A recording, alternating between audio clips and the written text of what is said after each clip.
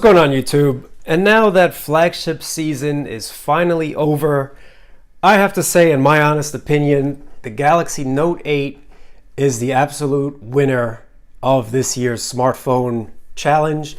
And I'm going to say that because, yes, there have been some other great phones, and I definitely want to hear your comments in the section below, but nothing has really beat the Note 8. I really did not think I was going to like this phone personally, but I was pretty shocked when I did, and I ended up keeping it.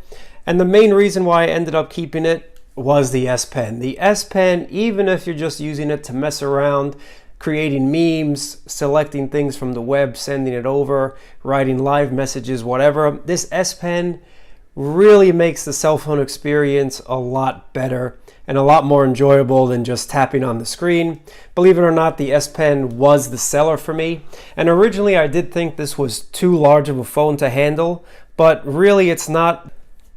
The fingerprint scanner, yes, it could be in a better location, aka right here in the center, but it's not, so we all gotta get over it. It's not there. But when you have a case on it, it's pretty easy for your phone just to slide over and activate the fingerprint scanner. And make sure you check out my full review on the Note 8 because I went into that as well.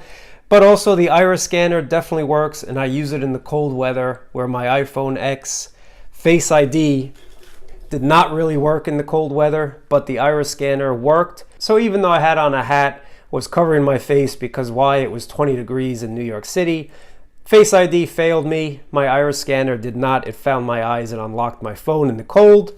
And it's just really, it's a great device. The camera setup is amazing. The pictures in low light are awesome. Make sure you check out my full camera review as well. Video's great. Expandability with the SD cards are awesome on this thing. And also another reason, Bixby. I'm going to make a separate video on Bixby, but in the beginning, Bixby sucked. I did not like it at all. But actually, Bixby is really handy, and I'm going to make a video showing that, like I said. But Bixby, believe it or not, has won my heart over. I still use Google Now for my main source, but Bixby is not that bad either.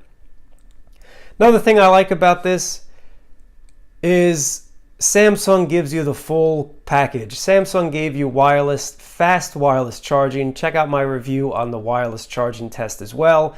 And they also gave you quick charge via your USB-C port. So charging on this thing is not a problem whether you're out and about or at home. You should not be able to find somewhere to charge this phone, whether it be at a Starbucks, just pop it on your wireless charger or just plug it in. A lot of people have USB-C cables now, so that's not a problem. But another thing, a lot of people, well, I'm going to say a lot of reviewers have said there's some lag on this, and I have not experienced any lag whatsoever on my Note 8. It's been an absolute pleasure to use this thing. Really great device. I've had no lag, and I know lag is real because of my Galaxy Tab S3. The lag is in full effect, but Samsung did something right with this. I don't know if it's the extra RAM or what, but I have not had any lag, and it's probably, what are we now?